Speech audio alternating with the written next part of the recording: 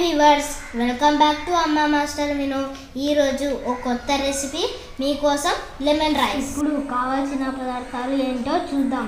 అల్లం పేస్ట్, 10 నిమ్మకాయల రసం, 4 టమోటాలు, ఉద్దిపప్పు, శనగపప్పు, బుడ్డలు, జీలకర్ర, ఆవాలు, ఎండు మిరపకాయలు, కరివేపాకు, పచ్చిమిర్చి పేస్ట్, ఆయిల్ మరియు కొత్తిమీర. బుడ్డలు నూనెలో ఫ్రై చేయడానికి సరిపడా నూనెను వేసుకొని ఫ్రై చేసుకోవాలి. కాస్త ఫ్రై అయిన తర్వాత వాటిని ఒక సపరేట్ గిన్నెలో తీసుకోవాలి.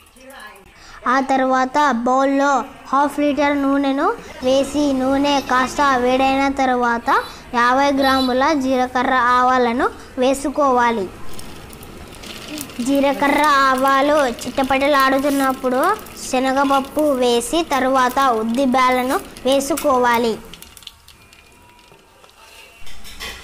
కాస్త ఇవి బ్రౌన్ కలర్ వచ్చాక ఎండుమిర్చి ముక్కలను వేసుకోవాలి. వెంటనే కరివేపాకు మరియు టమోటా ముక్కలు వేసి కలుపుకోవాలి.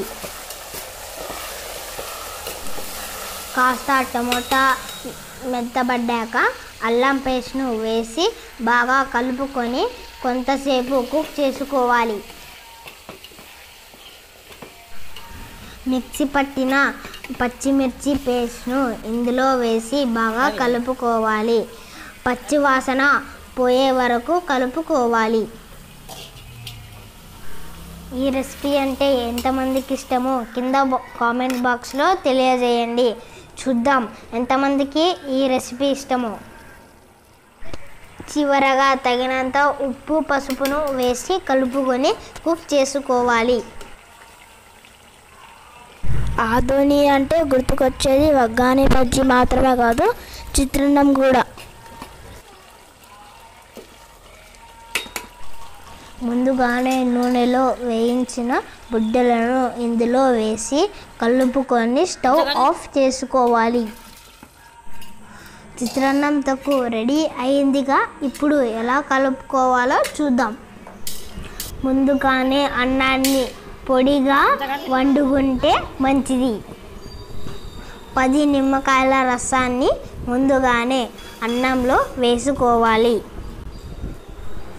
తరువాత ఇప్పుడు ప్రిపేర్ చేసిన చిత్రాన్నం తొక్కును ఇందులో వేసి బాగా కలుపుకోవాలి. కలిపేటప్పుడు చేతితో కాకుండా స్పూన్ను వాడుకుంటే మంచిది. ఎందుకంటే అన్నం తొందరగా చెడిపోకుండా ఉంటుంది, అలాగే చేతులకు మంట అంటుకోకుండా ఉంటుంది.